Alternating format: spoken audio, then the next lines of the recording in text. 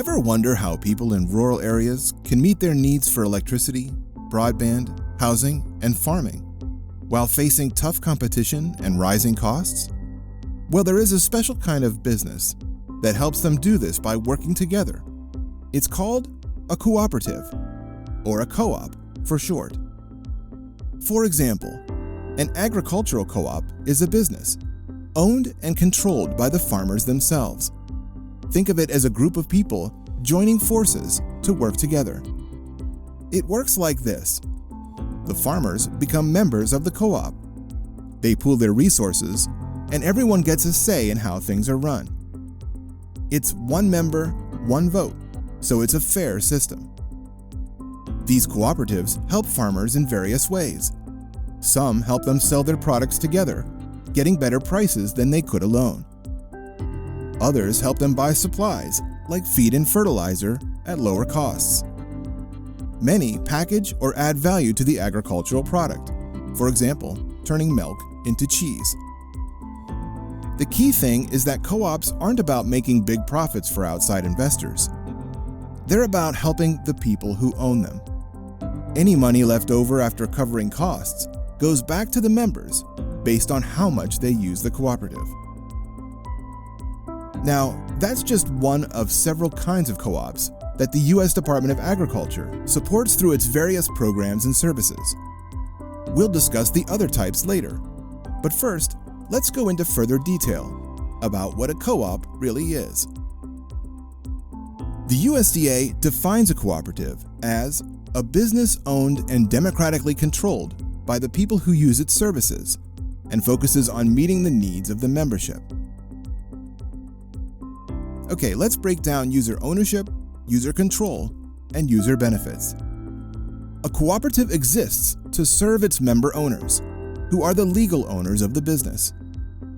Unlike traditional corporations, owned by shareholders focused solely on financial returns, co-ops are owned by the people who directly use their services. These members provide the financial backing or equity to run the cooperative. While non-members might occasionally use a co-op's services, members are always the primary users. Cooperatives offer a unique opportunity for democratic ownership within the economy. Members elect a board of directors from among themselves, and this board governs the cooperative, setting policies and direction that reflect the member owner's needs. Benefits are shared proportionally, based on how much each member uses the cooperative. These benefits can include things like access to markets for farmers or artisans, increased bargaining power for business owners, or access to affordable goods and services for consumers. Think rural electric co-ops, credit unions, or housing co-ops. Cooperatives provide goods and services at cost, meaning any net profits are returned to the members. The goal isn't to maximize profit for shareholders, but to meet the needs of the member owners. Returns on capital investments are therefore limited, especially for non-member investors. Cooperatives can be formed for both defensive and proactive reasons. Sometimes people organize a co-op to address an unmet need, like lack of financial services leading to the creation of a credit union, or the need for utilities, resulting in a rural electric or broadband cooperative. They can also arise to address market imbalances, like independent hardware stores forming a shared services co-op, such as Ace Hardware, which formed a co-op to share services allowing them to compete with larger chains.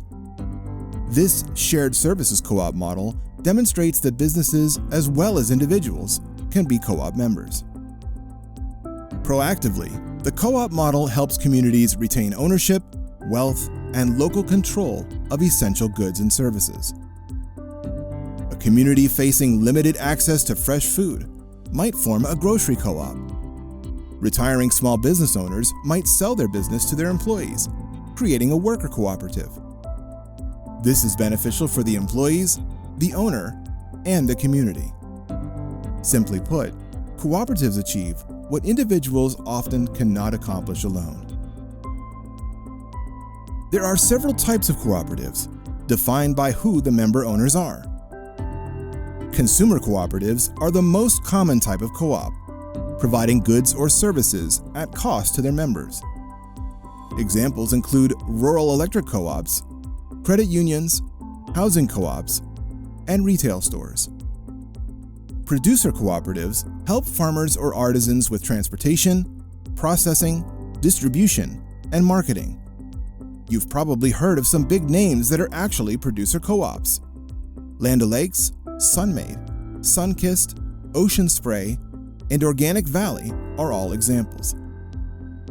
Shared services cooperatives are less visible, but equally important, allowing businesses, nonprofits, and governments to collaborate on things like bulk purchasing, warehousing, and marketing. Some examples are Carpet One and Ace Hardware. Worker cooperatives are owned and democratically governed by their employees, which are becoming a rapidly growing sector. Organizations such as Cooperative Home Care Associates, Isthmus Engineering, and Namaste Solar are good examples. Finally, there are multi-stakeholder cooperatives, which are newer models that have multiple membership classes. For example, a social services co-op might have one class for people with disabilities and another for support service providers. In the US, they're becoming more common in local food systems. Examples include the Fifth Season Cooperative and Gem City Market.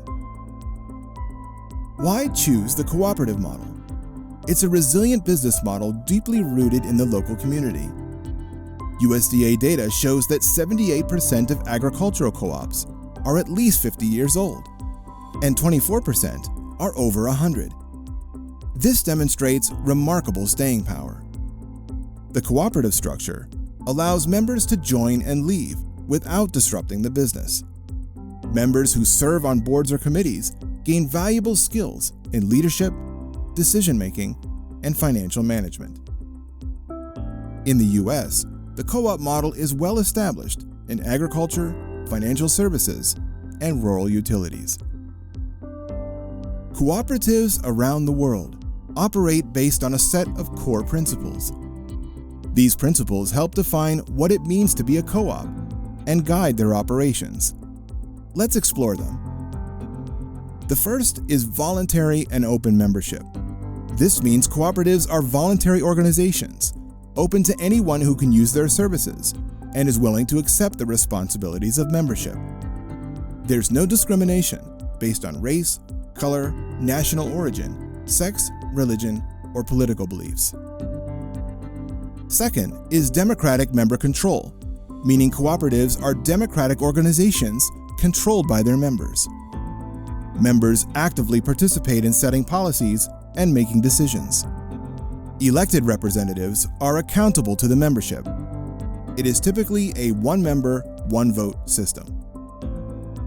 Third, we have member economic participation. Members contribute fairly to and democratically control the capital of their cooperative. This shared investment ensures that the co-op's resources are used for the benefit of all members. Autonomy and independence is the fourth principle. Cooperatives are self-help organizations controlled by their members. If they need to enter into agreements with other organizations, including governments, or raise capital from outside sources, they do so on terms that protect democratic control by their members and maintain the co-op's independence. Education, training, and information is the fifth principle. Because members co-own the business, they need education about the basics of the business and the cooperative model itself. This includes training in areas like financial literacy and access to relevant information so members can make informed decisions.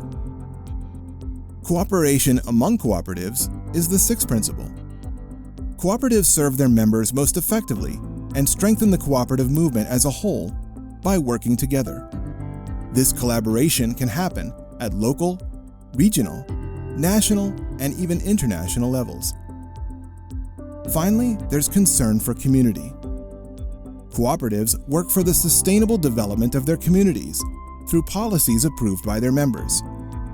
This means they are invested in the long-term well-being of the areas they serve. In the United States, many of these values are actually written into the state laws that govern cooperative organizations. For instance, many state statutes specifically address the principles of democratic member control, member economic participation, autonomy and independence, and the importance of education and training for members. Cooperatives also subscribe to a widely shared set of values while doing business, including self-help, self-responsibility, honesty, openness, and caring for others.